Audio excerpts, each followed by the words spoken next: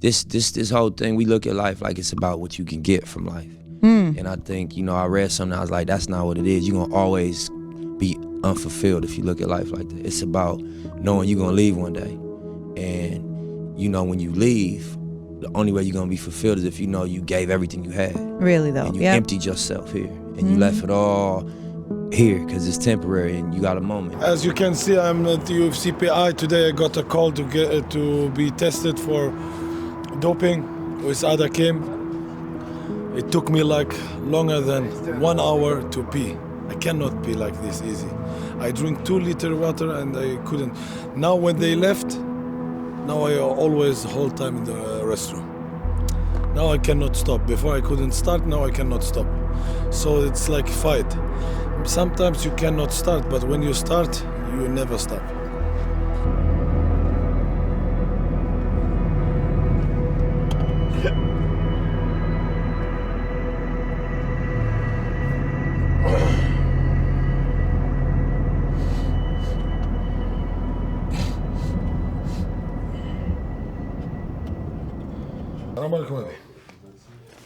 This is my father.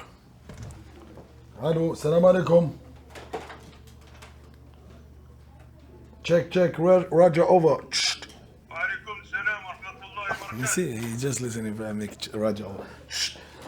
1 2 1 2. You hear me? ايش كدير هذه؟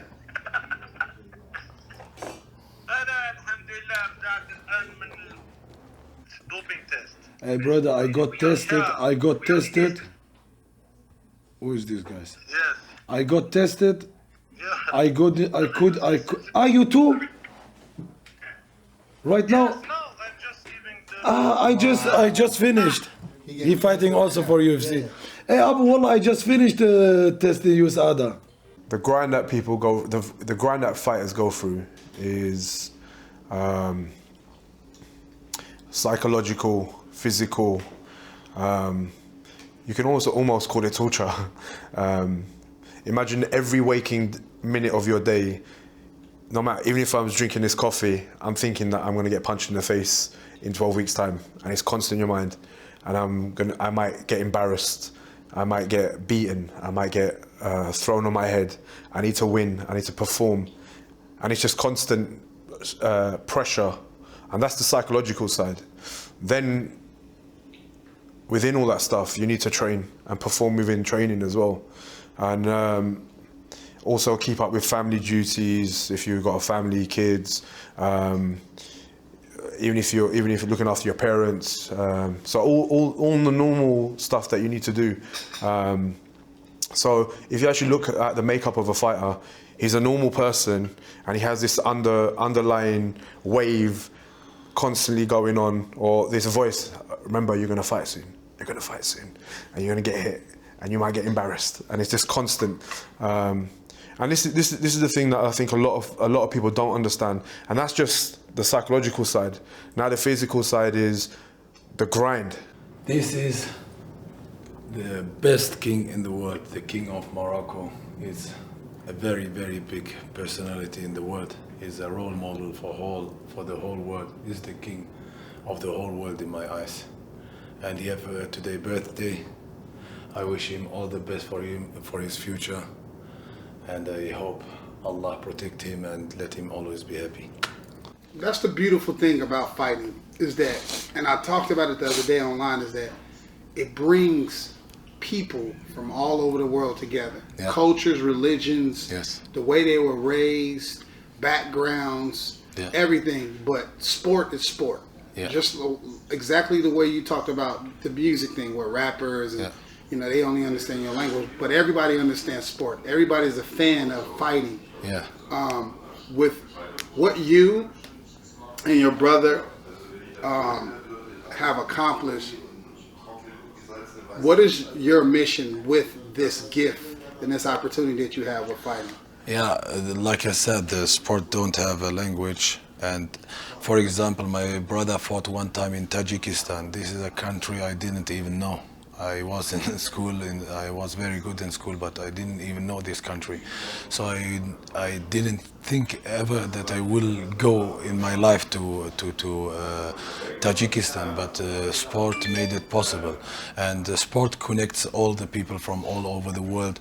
We appreciate each other more, we love each other more, we get in touch with each other, we respect each other, and we respect, of course, the religion of other people. I don't know, the media did like bad image about all the religions or how the solidarity of all the religions together. But if you come with me to the gym, we have Christian people, Jewish people, Hindu people, Muslim people all together on the mats, and we are all like brothers. Like I respect everyone's belief. Everyone shall believe what he believes in.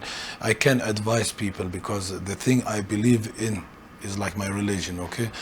It's not bad to advise people. If I love someone and believe like in something different, I can try to understand my religion, or he can try to let me understand his religion, as long we don't attack each other, you know?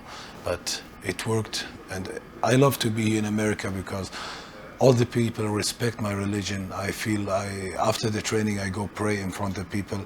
They don't even talk. You know what I mean? They give me this respect. After the prayer, I say, hey, no, you can keep talking. It's no problem. No. We respect you. You're praying.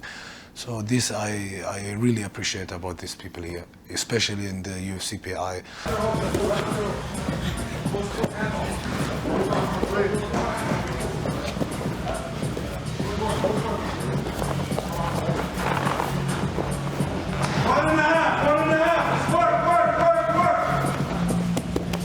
I think everything before the fight is mostly like trash talk, marketing, to get more famous and all this stuff. Maybe some fighters do that because they are such as nervous, like too nervous or stuff, I don't know. But after the fight, you see every fighter respect the other one, because we know through what we are going. We know the weight cuts, we know the whole weeks and months of training sessions twice a day, the whole things like traveling. Like for example, I saw my family since 3 months. I didn't saw them just because to fight someone.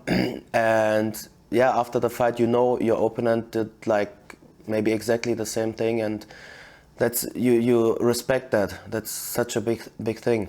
The training, when you're physically being put through a training session, now the coaches will pressure you with different partners. You'll have a heavier guy, a lighter guy. You'll do 1 minute with a fresh opponent for 5 minutes, get 1 minute rest. You might want to look for some air. No, get back in there and you need to train, do some more. So and then you got to deal with injuries. So, and managing injuries. So you might not feel your best that day. So you need to manage the injuries, and that's why, like having good therapy and good coaches, and like the UFC Institute, the PI, that's like an amazing place for athletes now, that they can come and get some treatment, relax, be amongst other fighters as well with the same goal.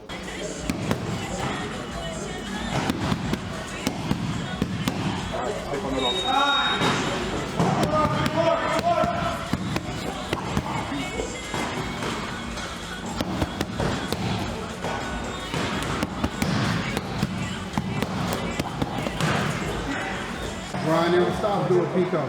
Never. It's life. What else would I be doing?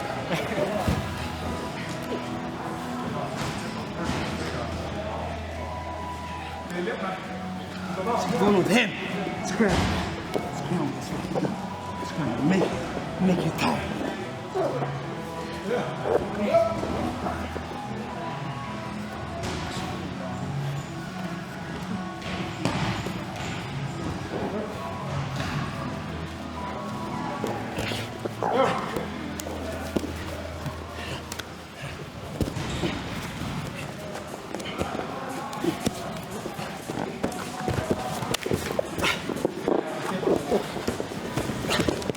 Opa!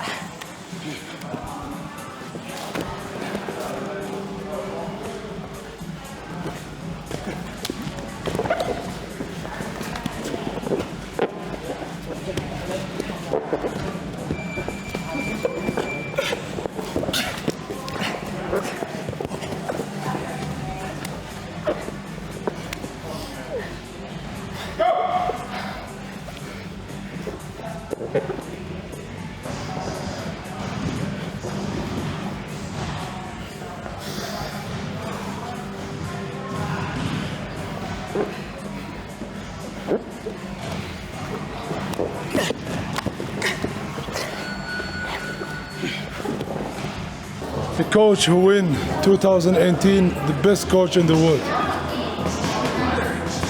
We appreciate you being Hey, the with whole us. thing is the fighters. It's always about the fighters. Always about the fighters. No coach, no fighter. Hey, I'm co-pilot. I'll take that.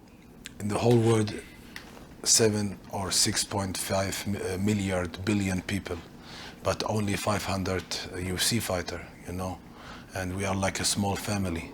And you don't have to fight all these 500 fighters, because maybe in every weight class is like only 70 or 60 fighters.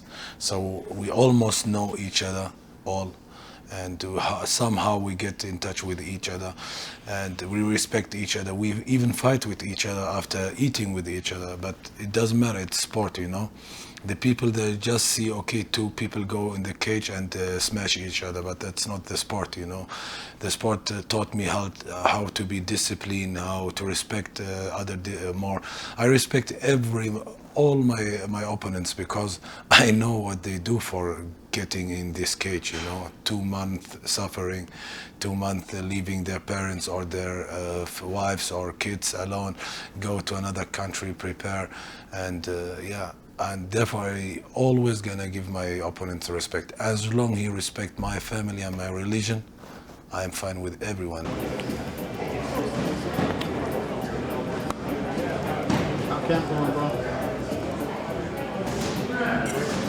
Good. Get to the shitty part that hurts. This is my new sparring partner. How you like sparring? Great. Nice with me? Yeah. Also with him. Very Absolutely. Nice. Good guy, very, very humble guy.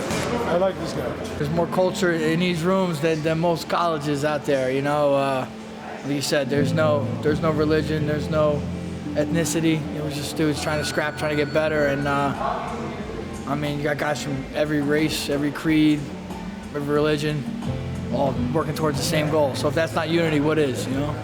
Martial arts is blind, you know, doesn't see color, it only see blood, and this is the reality of it. You know, we all same color on the inside, you know, and I think martial art is blind.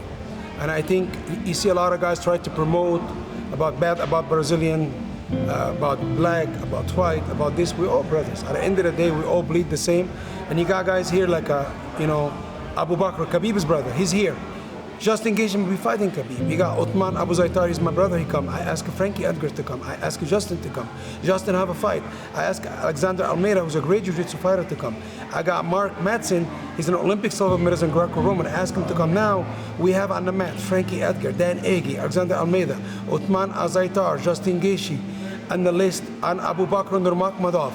And I'm talking about we're having people from 5 different continents. And I'm from Africa, proudly. And if Osman here, Osman will be training with us, right? And that's what I believe I don't like to say I too much, I created a culture. Henry Cejudo was here last week. He might be here next week. Frank is here, that might fight. Marlon Moraes might come in. I might train with Marlon, he's my brother. But I'm talking about I think everybody have certain knowledge and everybody have to help each other out. If one day they're gonna fight, they're gonna fight. But at the end of the day, is respect. These guys respect each other, and I believe we are all one army. Pound for pound great, the best to ever do it, in and out of the cage, the Jersey King, right here. Boom, Frankie, the answer. Train with the best to be the best. UFC Abu Dhabi, Uthman Azaitar, all the guys, Khabib, Islam. I was also supposed to fight there.